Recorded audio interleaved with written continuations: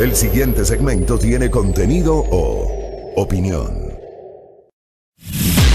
La entrevista en A Primera Hora. Analizamos los hechos del momento junto a sus protagonistas. Muy bien, 7:04, mucho frío nos dicen por acá. ¿Usted está con frío o no? Sí. Ya estoy con calorcito, y eso que no he tomado café el día de hoy. Estoy esperando mi segunda taza de café, buen día. Mire usted, qué suerte la tuya. Yo hoy no puedo tomar café. Mañana sí. Tienes que estar en ayuno hoy. Sí, sí, tengo que estar en ayuno. Es jodido, ya cuando pasas sí, la sí, barrera sí, de los 40 ya toca. Qué tremendo, ¿no? Ya estoy entre los 40 y los 50. Por acá también nos piden un saludo a Salinas, saludos a la península de Santa Elena, gracias a David Roberto Avellán, nos escuchan allá en la península de Santa Elena. Qué gusto saber que tenemos audiencia en varios sectores de nuestra geografía ecuatoriana. Mateo Martínez Abarca visita nuestra mesa de trabajo, filósofo, escritor, analista político, muy activo en el Twitter además. Le seguimos a Mateo con sus comentarios críticos sobre la situación política tanto del Ecuador cuanto de la región. Evidentemente hay una serie de temas para analizar y a lo largo de estas emisiones informativas de las últimas semanas hemos procurado tener invitados para justamente hacer estas valoraciones, tanto a nivel interno cuanto a nivel internacional. Saludamos a nuestro invitado, Mateo Martínez. ¿Cómo le va, doctor? Bienvenido, buenos días. Bienvenido. Buenos días, muchas gracias por la invitación, muy gentil de ustedes, y un saludo a la audiencia de A Primera Hora y Radio Majestad. Gracias. Empecemos por el Ecuador. ¿Cómo leemos lo que pasó ayer? ¿Cómo leemos la decisión de la Asamblea? ¿Cómo leemos el posterior anuncio del señor presidente de la República? ¿Cómo leemos lo que está pasando a nivel político y económico? Bueno, lo de ayer me parece que es realmente una catástrofe política para el gobierno en varios niveles, ¿no? En primer lugar, pues el archivo de la ley significa una derrota en cuanto es una de las exigencias dentro del marco del acuerdo del Fondo Monetario Internacional, que se suma a la otra derrota del mes de octubre en el cual los movimientos sociales lograron frenar el retiro de los subsidios a los combustibles con el decreto 883. Son dos derrotas en seguidilla que muestran que la capacidad política del gobierno va menguando. Me parece que en este momento el margen de maniobra que tiene es escaso, reducido. Los acuerdos políticos que tenía en la Asamblea se están, digamos, disolviendo de manera acelerada. Y yo creo que es un gobierno que empieza ya a entrar en otro nivel de una crisis política profunda. Ahora, esa debilidad, Mateo, que está, digamos, enfrentando el gobierno, que ve como el acuerdo de la coalición legislativa que llegó en mayo con estas mayorías móviles, ¿no?, de la Asamblea Nacional y estos bloques de independientes, el bloque de Creo y de vez en cuando los socialcristianos también, que tenían unos vaivenes bastante raros, ¿tiene que ver con los desatinos del gobierno o tiene que ver con que estas bancadas legislativas también ya están con las miras puestas en 2021? Sí, serían, yo creo, ambas cosas las que permiten explicar la situación actual, pero sobre todo me parece que es un gobierno con una baja capacidad de gestión política. Si ustedes vieron el comportamiento de ayer en la Asamblea, queda absolutamente claro de que el gobierno no controla ni siquiera su propio bloque en la Asamblea, ¿no?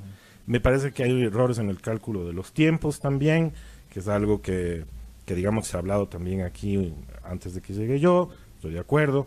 Me parece que la propia naturaleza del acuerdo con el Fondo Monetario Internacional le somete al gobierno a una serie de cosas que no está en capacidad de procesar.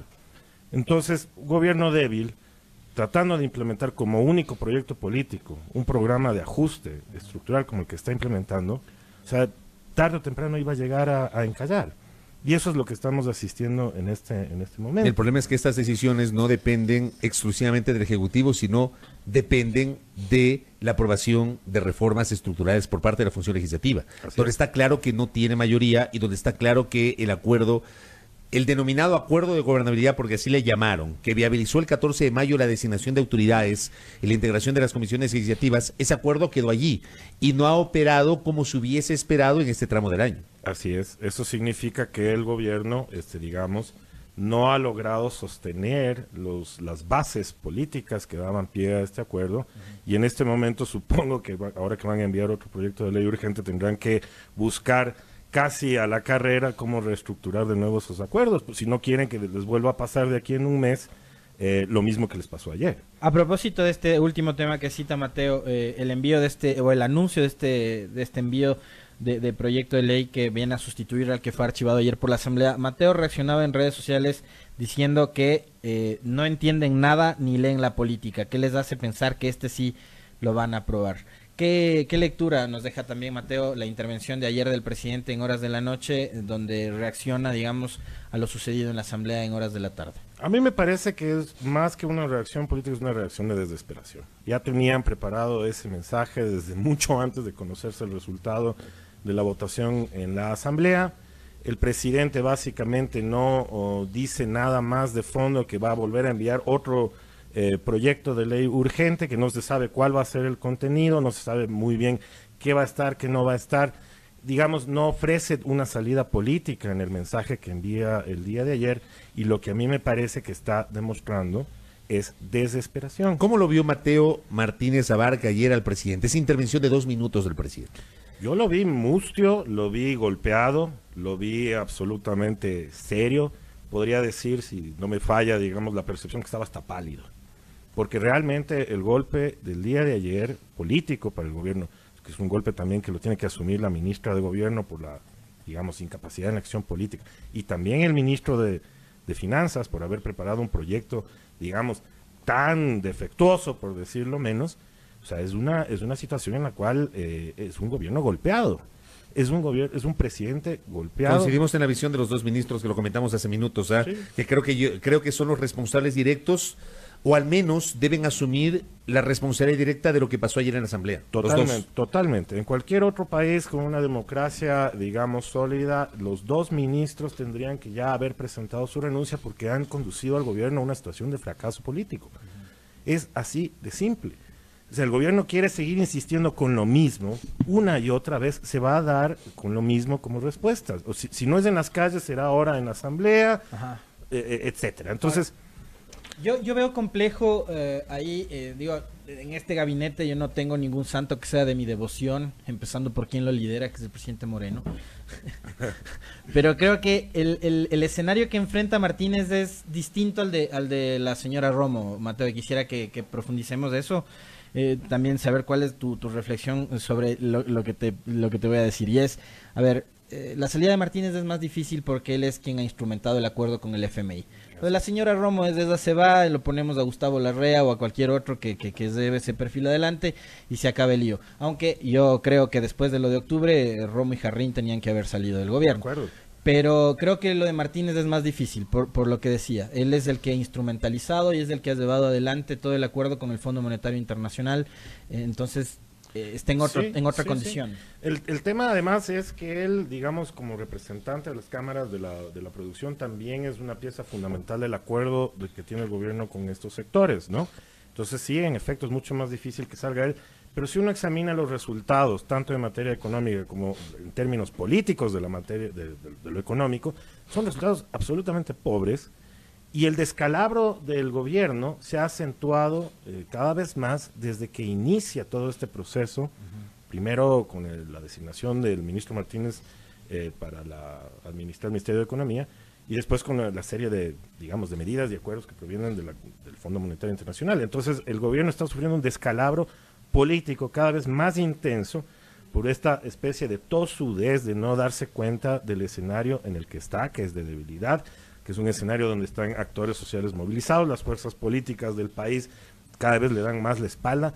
¿Con qué margen político va el gobierno a aplicar, digamos, el programa de ajuste que le está exigiendo el fondo? No lo tiene. ¿Y qué alternativas tiene? Eso es lo que tendrá que una alternativa, ¿no? Tendrá que empezar a dialogar con otros sectores que han presentado propuestas, y empezar a construir otro marco para resolver el problema económico. O sea, dejar de lado el acuerdo con el fondo. Yo pienso que tienen que empezar a buscar una salida, porque en este momento es inaplicable socialmente el acuerdo con el Fondo Monetario. o tendrán que renegociar el acuerdo, o no sé cómo van a salir de este tema, pero no tiene condiciones ni políticas ni sociales para seguir implementando el programa de ajuste. Pero, y si no encuentran otra salida, ¿cuál entonces? Porque tú ya lo advertías en Twitter, Mateo, va a ser bien difícil que con lo ocurrido ayer, otro proyecto de ley que vaya por la misma vía pueda ser aprobado. Claro, o sea, allá ya entraríamos en una discusión distinta en la cual, si es que un gobierno no tiene la capacidad de generarse a sí mismo y generarle al país una situación de estabilidad y condiciones políticas y sociales para implementar una serie de políticas, ¿qué es lo que corresponde? Comunicacionalmente sigue dando, digamos, también tropiezos del gobierno, porque la cadena de ayer, lo decíamos con el contertulio hace un momento, empieza apelando nuevamente al tema de la sensibilidad, ¿no? Esta asamblea perversa, mala, que le da la espalda a los estudiantes, como que si la remisión de las deudas de los universitarios era fuese el fondo y el corazón de la ley, ¿no? Digamos, siendo importante, no era el corazón de la ley, ¿no? Claro, yo estaba examinando ayer la comunicación del gobierno en redes sociales y vi que las cuentas de los ministerios, del Ministerio de Inclusión, de Cancillería, etcétera, después de que ya fue archivado el proyecto, seguían tuiteando a favor de la ley de crecimiento económico. Entonces yo digo, ¿en qué planeta están? O sea, ni siquiera se dan cuenta de lo que está pasando a su alrededor. Y es una comunicación absolutamente deficiente que no logra transmitir a la población ninguno de los mensajes que quiere posicionar el gobierno. Más bien, ahora se han dedicado a atacar a los que se oponen o critican, digamos, no solo la ley, sino todo el programa de ajuste, ¿no? Entonces, ¿qué clase de comunicación tan poco creativa y tan poco eficiente será esta, que no convencen ni a su propio bloque? O sea, digamos, hablo de términos de comunicación con la población, comunicación política también, ¿no? No logran convencer casi a nadie. Y esto es un problema sumamente grave. Es un gobierno que cada vez tiene un margen de popularidad mucho más bajo, digamos, no tiene una comunicación eficiente, no tiene una gestión política eficiente, y el único proyecto político que le queda ahora, que es el ajuste, está empezando a encallar. Y políticamente en la asamblea podría ser que el gobierno siga dando tumbos, ¿no? Porque, a ver, ahora tenemos el rechazo a este proyecto de ley. La asamblea todavía tiene en sus manos la proforma presupuestaria donde hay recortes a la educación superior, a salud, a seguridad, etcétera, etcétera, donde se viene nuevamente, digamos, el despido de más funcionarios del sector público. Eso no lo dudes. Entonces eso tiene en sus manos la asamblea por un lado. Por otro, y algo que nos citaban los oyentes es el informe de la Comisión Ocasional que está investigando lo sucedido en octubre. Más del 80% de testimonios desbaratan la tesis del golpe de Estado, de la conspiración castrochavista, Putin, madurista, correísta y no sé qué. Y tienes, se me escapa otro tema, el juicio político a la ministra Romo. Claro, es un escenario completamente adverso el que se le viene al gobierno en las próximas semanas y meses en la Asamblea. Y dado lo que se vio ayer en la votación del Pleno, uno diría que tranquilamente la Asamblea va a seguir asestándole una serie de golpes al gobierno. Yo creo que la Asamblea ayer recuperó un poco del espacio político que había perdido durante las últimas semanas, sobre todo en la crisis de octubre. Aunque mucho se habla que como estamos a puertas de un año preelectoral, obviamente habrá gente que quiere cuidarse, habrá gente que seguramente tendrá aspiraciones de reelección. Y sobre todo están observando que es un gobierno débil con el cual, digamos, no ofrece ningún rédito político estar cercano, pues. O sea, por ejemplo, el bloque de Creo, ¿qué saca de este acuerdo? Políticamente hacia afuera, no hacia adentro, obviamente tendrá un montón de cosas acordadas con el gobierno, pero hacia afuera nada, absolutamente nada. Me parece que ahí ni siquiera están pensando en las próximas elecciones, porque ayer ellos fueron uno de los grandes perdedores. Entonces, ese escenario adverso, que es el que se viene para los próximos meses, más el conflicto social que está afuera, le ponen al gobierno básicamente contra las cuerdas. Yo en serio no sé cómo va a ser. No tengo una idea de por dónde va a encontrar una solución. Ahí vamos a coincidir porque me sumo, yo tampoco tengo una idea. Ayer, y lo comenté en el inicio de este espacio, en nuestra tertulia, yo compartía con los oyentes el hecho de que ayer llegué a la asamblea a las 2 de la tarde sin ningún tipo de certeza sobre lo que iba a pasar. O sea, yo no sabía si iba a haber votos para aprobar, no sabía si iba a haber votos para negar, no sabía si se iba a aprobar algo y si iba a negar otra parte, no sabía si no iba a haber votos para nada. Yo llegué ayer con esa sensación de una asamblea nacional en la cual no hay claridad sobre hacia dónde apuntan las decisiones de las bancadas, porque, y ahí viene mi otra reflexión que la quiero compartir con Mateo para también pedirle su criterio. Hay bloques, podemos llamar que hay bloques dentro de la Asamblea, digamos, en la práctica, no en el papel. En el papel hay bancadas, pero en la práctica, ¿hay bancadas o no? Porque ayer votaron divididos. Claro. Creo votó dividido, Alianza País votó dividido, aunque el presidente de la República diga que le agradece a su bloque, pero su bloque no votó unido ayer. Claro. Hubo abstenciones por parte de los legisladores de su propia bancada. Y ahí, por ejemplo, discrepamos con el contertulio porque para mí es sí o es no. O sea, para mí la abstención es un lavado de manos. Y ayer hubo 4 o 5 legisladores de Alianza País que se abstuvieron. O sea, yo no entiendo esa lectura. ¿Hay bancadas, Mateo, en la práctica? Bueno, yo creo que hay una tendencia a la fragmentación política en el país y sobre todo en la Asamblea, en el cual ya cada cual, en vez de seguir las líneas, las directrices orgánicas de las agrupaciones políticas, empieza a obedecer a otras lógicas, ¿no? De intereses, qué sé yo, locales, personales, los cálculos, como ustedes dicen bien, electorales. Empieza ya, digamos, a dispersarse eso. Y lo que tenemos básicamente en la Asamblea es un comportamiento que no se sabe cómo va a ser la siguiente vez, ¿no? Porque como bien lo han señalado, no actúan como bloques.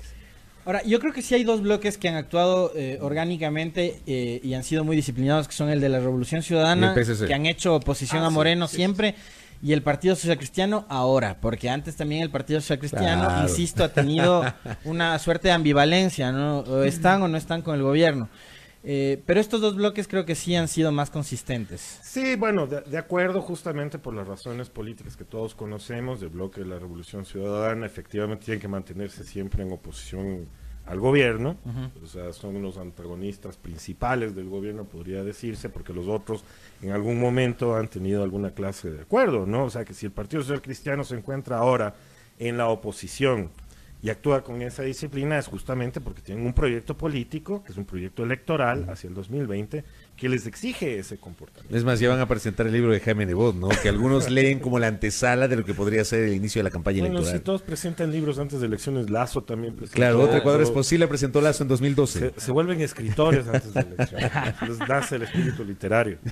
Y pero son libros escritos por periodistas libres e independientes, ¿verdad? No es el autor. No, son periodistas libres e independientes los que han escrito la biografía. Caramba, vaya. Libres e independientes. Mateo, salgamos de Ecuador. ¿Cómo leemos lo que pasa en la región? ¿Cómo leemos lo de Bolivia? ¿Cómo leemos lo de Chile? ¿Cómo lee Mateo Martínez lo que está pasando en la región?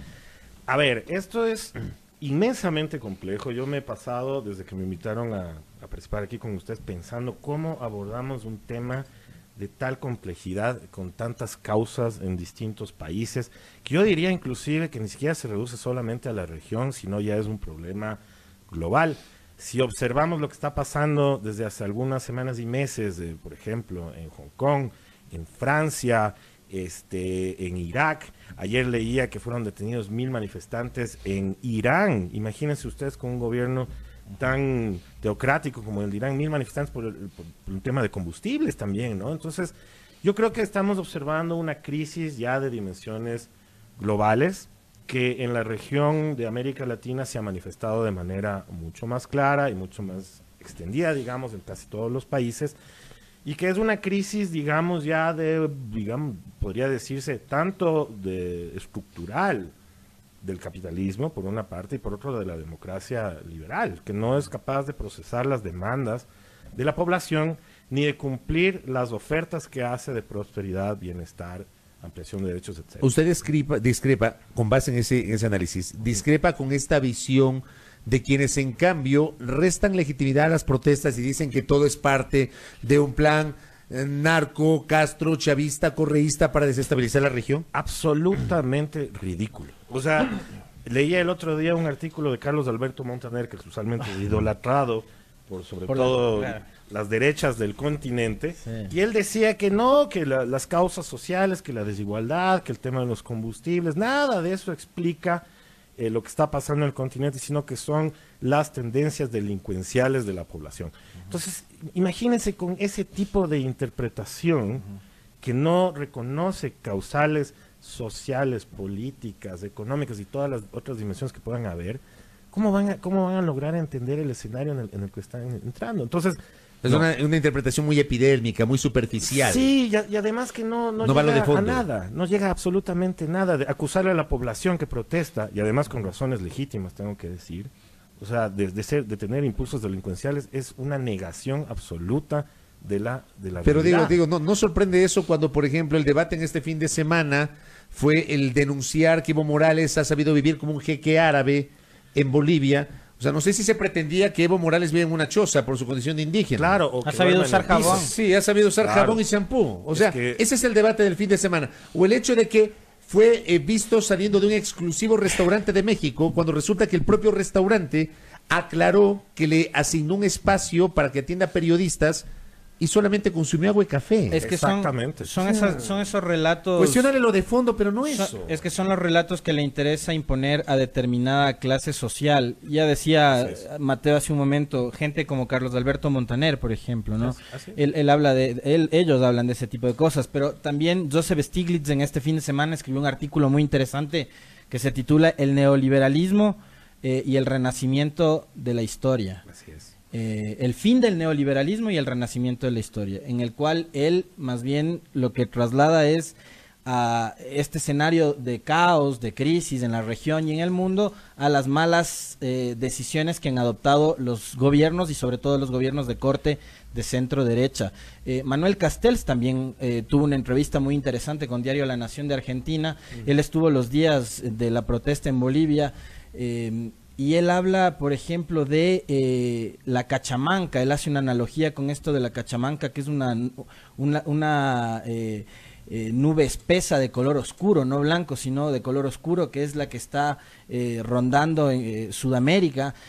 Y al mismo tiempo García Linera hablaba de lo mismo, ¿no? De que todos estos brotes de racismo, de clasismo, de odio al indígena, de odio al pobre, al desposeído, es parte de un relato que se está construyendo. Entonces, claro, Evo Morales no se puede sentar en un restaurante al que va la clase media alta de México, de Bolivia o de Ecuador, porque ese espacio está reservado exclusivamente para el que tiene la capacidad de pagar. Exactamente, y es un racismo que hay que leer también aquí en el Ecuador. O sea, si ustedes se han percatado desde las protestas de octubre, la oleada de racismo contra el movimiento indígena, contra la CONAIE, es brutal. Es una cosa que hay que denunciar porque además no ha habido un solo actor político, digamos, especialmente del gobierno, que condene este racismo. O sea, ¿cuál es realmente el crimen de los indígenas? Sencillamente, o sea, demostrar de manera pública, organizada, su rechazo a una serie de medidas. Aunque también han cometido errores, ¿ah? Por supuesto, en la política siempre se Sí, comete. Pero digo, la dirigencia indígena también ha cometido sus errores y sus excesos, Mateo, hay que decirlo. También, obviamente, en la política y sobre todo en una situación de protesta social hay excesos. Sí, Eso es, que los hubo. digamos, lo que pasa siempre. Pero el comportamiento social racista que está imponiéndose en el país es una cosa extremadamente preocupante, que además a mí me lleva a pensar que tiene relación con este reflujo de la derecha y de la extrema derecha, no solo en este continente, sino en el mundo, que empieza a, digamos, a aparecer con una serie de discursos racistas, misóginos, homófobos, xenófobos y toda la cantidad de cosas regresivas que son parte de ese espacio político. Entonces, sumamente preocupante, porque claro, o sea, a Evo Morales, mientras le muestran las fotos de la cama donde dormía, querían que duerma en un gallinero. Nadie habla de los 18 muertes que lleva Bolivia. Nadie, Al mismo nadie, tiempo. nadie. Entonces, el debate, la agenda, digamos, del debate termina siendo la cama, no la represión, no los muertos. Y ni siquiera hablemos de la represión a los muertos, porque eso es indudable que hay grandes cadenas y medios de comunicación que ni siquiera quieren hablar de eso para mostrar cómo se contraponen los discursos, porque el dictador era Morales, pues el dictador era Evo, pero resulta que llega la demócrata Áñez y en cuestión de 5 días nos regala 20 cadáveres. Exacto. Entonces, ¿por qué no hablar de la forma inconstitucional en la que asume el poder la señora Áñez en Bolivia, por ejemplo? Exacto, es que esas son las cosas que no entran en el debate. Es un debate absolutamente superficial, reactivo, muy pocos medios empiezan a tratar de profundizar en estos temas, de examinar, digamos, la legalidad de todo lo que ha pasado, inclusive de la propia candidatura de Evo, ¿no? Porque hubo un referéndum antes en el cual se le dijo que no podía lanzarse la elección. Bueno, ya son errores pasados, pero un debate sobre estas cosas, ¿no? Más bien aquí lo que tenemos es una comunicación que lo único que muestra es básicamente la parte superficial y digamos escandalosa de las cosas, ¿no? No hay profundidad. Y eso es algo que, digamos, hay que tratar de construir todos los días, y por eso yo en el Twitter hago lo que puedo para tratar de plantear cosas para un debate, ¿no? La academia y los medios de comunicación, ¿qué lugar ocupan en este escenario de crisis en la región y en el país después de lo que nos dejó octubre? Bueno, yo recuerdo como un antecedente lo que hizo la academia en las protestas y en las movilizaciones sociales durante los 90. La academia hizo un trabajo sumamente interesante de reflexión, de investigación con respecto a los elementos que configuraron la emergencia del movimiento indígena. El gran levantamiento del 90, ¿no? En el gobierno de Borja. Así es, en el 94, después los procesos que llevaron a la caída del presidente Bucaram, digamos, la crisis del 98-2000. O sea, la academia hizo un trabajo reflexivo sumamente importante ahí, de ahí nosotros tenemos un montón de intuiciones, además, para pensar el momento actual. Pero dado que son hechos bastante recientes, todavía me parece que la academia está sacudiéndose de las cobijas que tiene pegadas y está empezando... ¿Están adormitados todavía? Sí, está empezando ¿Y los medios? a reflexionar. Y en el caso de los medios, la gran mayoría de medios, no es su caso, tengo que decirlo, la gran mayoría de medios están más concentrados en cimentar posiciones políticas por parte de ciertos sectores, puede ser el gobierno, pueden ser las élites económicas, y de defenderles. Entonces hacen política, básicamente. O sea, el otro día yo escuchaba un editorial, por ejemplo, de Carlos Vera en su programa matinal, en donde básicamente eso ya no es opinión, porque estaba lanzando una amenaza a los indígenas y querían de nuevo volver a protestar en las ciudades, y les dijo, aquí les vamos a recibir. Reiteró un poco lo que había dicho Jaime Nebot durante octubre. ¿Qué es eso? ¿Eso es opinión o es, digamos, un discurso político? Eso se llama activismo. Sí, ¿no? O sea, hay que preguntarse cuál es el límite entre el periodismo, la comunicación y, digamos, ya la operación política, que es algo que hay que entender. Ahora, el problema ahí es que hay un buen grupo de gente que probablemente todavía le sigue a él, y eso que no has mencionado, el tema de las noticias falsas, ¿no? Además. Que es uno de los number one para publicar fake news en redes.